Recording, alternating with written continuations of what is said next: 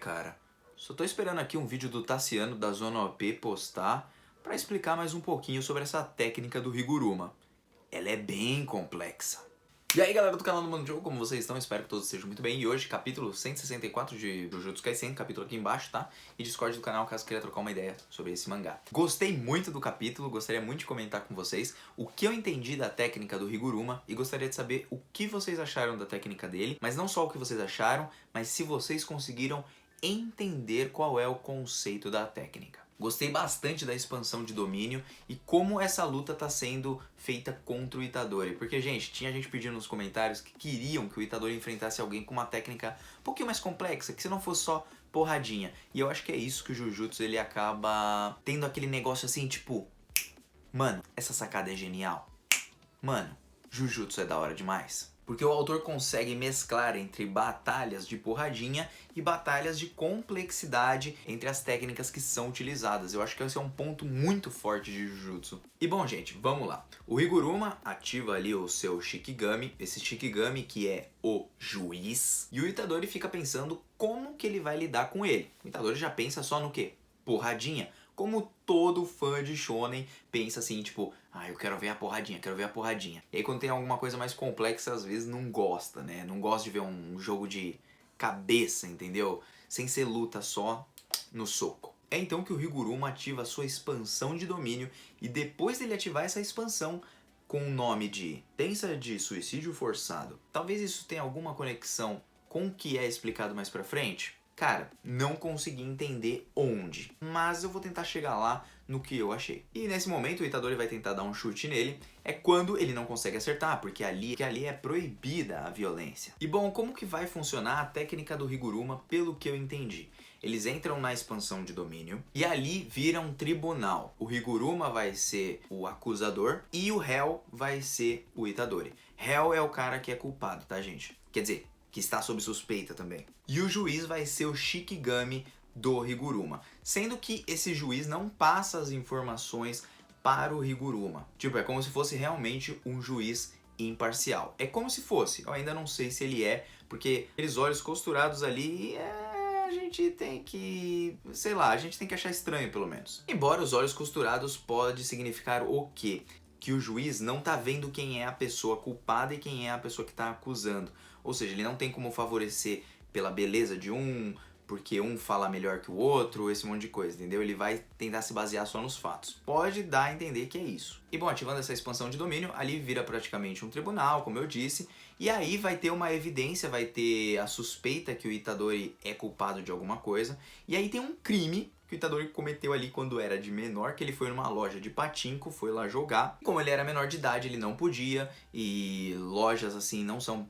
lojas de azar, ao que diz nesse capítulo, não são permitidas no Japão e tudo. E o Itadori até lembra disso, né? Ele fala, pô, eu fui mesmo nessa lojinha mesmo, eu joguei pra caramba lá. Como o Itadori é um mau mentiroso, mano, ele caiu na cilada do Higuruma. Ele até tenta pensar ali como ele vai resolver a parada, né? Mas a gente já sabe, ele vai cagar em tudo. Bom, a única coisa que o Higuruma tem é ali uma evidência que o Itadori pode ter entrado realmente na loja de pachinko, e aí vai depender das alegações dele e das alegações do Higuruma. Cada um tem uma oportunidade e só essa oportunidade. Depois disso, o juiz julga se é culpado ou se é inocente. E graças a isso, o que o Itadori tem que fazer? Ele tem que pensar numa forma do que ele responder. Ele não vai entrar em maus lençóis, ele não vai assumir que ele realmente entrou na loja, por exemplo, que ele cometeu algum crime. Então ele vai ter que tentar enganar ali o juiz e também, o Higuruma não vai enganar, né? Mas vai enganar o juiz. E aí o Itadori ele começa a pensar nas formas que ele pode ali mentir, ou que ele pode alegar alguma coisa e tal, falar uma verdade, depois contar uma mentira, alguma coisa assim. Porque ele tem três opções: ficar em silêncio, negar, e se ele mentir... e foi constatado que ele estava mentindo, a negação vai contar também, né? Como se ele estivesse negando o crime que ele cometeu. E tem confessar, né? Ele também pode confessar ali o seu crime.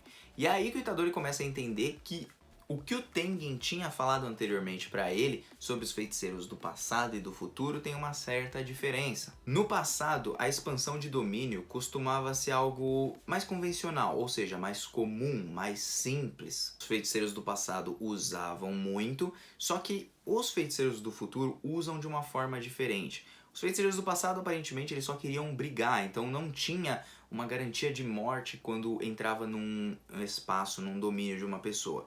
O que isso quer dizer? Quando ele entrava, tinha lá o domínio, ele podia espancar a pessoa, podia matar, podia perder e tal, e não tinham muitas regras dentro dessa expansão. Só que conforme o mundo do Jujutsu foi crescendo e tudo mais, as expansões começaram a diminuir de pessoas porque eles começaram a pensar em formas de ser mais efetivo, ou seja, de atacar e logo matar o seu adversário. Então isso faz com que a expansão de domínio seja mais difícil de formular. Então, aparentemente, são as pessoas que fazem a sua expansão. Basicamente, não porque a pessoa tem os 6 olhos lá igual o Gojo, por exemplo, vamos falar assim, os Gojos do passado, os caras que tinham 6 olhos e tudo, eles têm a mesma expansão de domínio. Ela aparentemente é diferente para cada pessoa e cada pessoa formula ali como que ela vai fazer as regras da sua expansão, como que ela vai ativar, como que ela vai fazer e tal. Eu gostei disso porque abre um leque de possibilidades, criatividade. E é nisso que o Jujutsu acerta muito. E bom, é por isso que as técnicas de expansão de domínio hoje são muito especiais. São um nível assim absurdo que os caras têm, porque eles formulam regras pro adversário que tá entrando lá, todo mundo que cria nessa expansão de domínio e a pessoa tá lá dentro. Então, cara, muito, mas muito show. E voltando para a técnica do Higuruma, ele tava lá conversando, ele explica algumas coisas pro Itadori, o Itadori tem que esperar ele explicar tudo completamente para que a técnica seja ativada e tudo mais. A técnica também é baseada nos 6 códigos japoneses lá, as 6 leis principais do sistema... É o sistema qual? Sistema penal. E aí beleza, o Itadori vai lá e pensa, pô, já sei o que eu vou fazer, eu vou mentir falando que eu realmente entrei na loja de pachinko, porque eu não sei o que tem naquela evidência do cara, então pode ser que ele tenha a prova que eu sou culpado. Então aí o que o Itadori vai alegar? Ele vai alegar que ele realmente entrou lá, mas porque ele queria ir no banheiro. Ele fala com outras palavras, mas ele falou porque ele queria ir no banheiro. Nisso o Higuruma anota ali e fala assim, ó, a evidência que eu tenho aqui comprova que você entrou num brechó e nesse brechó eles trocavam as vitórias por dinheiro, ou seja, ele foi lá na loja de pachinko, ganhou pra caramba de moeda e tal, ganhou as vitórias e tudo. Foi nesse brechó, trocou essas vitórias, isso tudo que ele obteve por dinheiro, e essa é a prova, é a evidência que o Higuruma tinha. Detalhe, o Itadori acabou assumindo que entrou na loja de pachinko. E se ele tinha uma foto que ele foi num brechó, que ele tava ali trocando vitórias por dinheiro, significa que ele realmente entrou na loja de pachinko, ganhou dinheiro e jogou por lá. E não, ele não foi no banheiro. Nisso ele é considerado culpado e o Higuruma explica pra ele que era só ele ter, pelo menos, ficado em silêncio, não ter respondido nada. Até porque vocês se lembram da palavra que os policiais costumam falar nos filmes e tudo, que na vida real também, né? Que tudo que será dito por você e tudo que você fizer pode se voltar contra você. Então você tem que tomar bastante cuidado com o que você fala. Por isso que é bom, muitas vezes, você ficar em silêncio, que o pessoal fique em silêncio nos tribunais e tudo, pra não dar mais margem para que ele seja culpado de algum crime, de alguma coisa que ele cometeu e ele não quer falar pra ninguém. Muito interessante, né? Depois disso, o juiz fala confiscar, né? Ele deu como culpado, mas falou confiscar. O que foi confiscado? A energia amaldiçoada do Itadori, aparentemente. Porque aí então que o Higuruma vai pra cima dele, transforma lá o bagulhinho, o martelinho lá de juiz grande e começa a bater no Itadori e fala pro Itadori, pô, você é forte mesmo, hein? O Itadori aguenta a porrada porque, né, mesmo que ele esteja usando a energia amaldiçoada, o Itadori é forte fisicamente.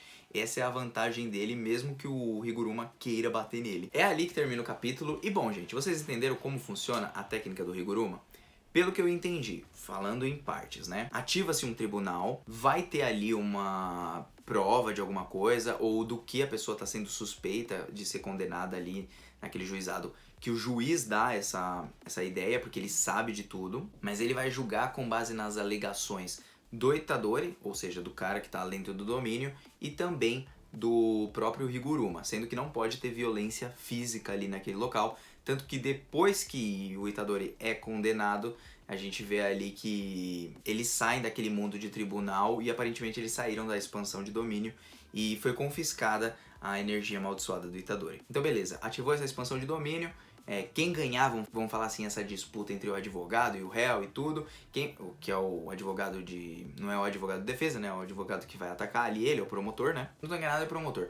E aí, quem vencer ali recebe algum tipo de punição. Eu não sei se o Higuruma ele receberia algum tipo de punição se caso o Itadori conseguisse sair dessa armadilha dele. Mas o fato é que mesmo ele sendo um feiticeiro moderno, você vê que mesmo que ele confiscou, por exemplo, a energia amaldiçoada do Itadori, não tinha uma garantia de morte como costuma ter nos feiticeiros modernos, que você entra no mundo ali e, por exemplo, do Jogo, que sai um monte de lava de vulcão e sai estourando tudo em cima de você, ou então como o próprio Gojo Satoru, que entra um monte de pensamento na sua cabeça e tudo mais. Ali é uma garantia que você vai ser afetado. Já no do Higuruma, não é uma garantia, ele deixa as coisas um tanto quanto justas, se você souber falar, se você souber blefar, ou se você não for culpado e souber falar que, pô, você tá mentindo e eu sou inocente. Muito interessante essas técnicas, muito criativo de verdade, tinha bastante texto, eu gostei bastante do capítulo e legal que o Gege Akutami, ele não passou pro Hakari, pro Panda, pro Megumi, ele ficou ali focado agora no Itadori, porque eu tô muito interessado para saber qual vai ser o desfecho dessa batalha. Como o Itadori vai conseguir resolver a parada, sendo que ele tá sem energia amaldiçoada? Será que em algum momento ele vai pegar e pedir mais uma audiência? Talvez um segundo processo, né? Porque aqui no Brasil tem isso, né? Não sei se no Japão tem. Mas se, por exemplo, você perde uma causa, você pode recorrer a uma instância maior para que responda o seu caso. Claro que vai demorar pra caramba, se você for rico, ou você for político, por exemplo, né? Na maioria das vezes, você consegue. E aí você vai recorrendo várias vezes ao seu caso e tal. Isso se você tiver grana pra pagar um advogado, né? E aí se o Itadori recorrer mais uma vez, tentar mais uma vez e conseguir, assim, sua energia de volta, falando a verdade, ou mudando sua estratégia na hora de dialogar ali e o juiz considerar ele como inocente e tal. Quem sabe, né, por algum outro crime ou um suposto crime que o Itadori tenha cometido. Interessante, né, gente? Uma técnica muito boa desse Higuruma. Eu confesso que eu me surpreendi positivamente porque foi algo totalmente inovador. Muito bom mesmo. Muito obrigado mais uma vez para você que me acompanhou até aqui. Acho que eu não tenho mais nada para comentar sobre. Quero ver como que vai rolar ainda essa batalha, beleza? E muito obrigado para você que se inscreveu, deu like, deu dislike, compartilhou, comentou, onde eu tá vazando. Até uma próxima. Fui e valeu!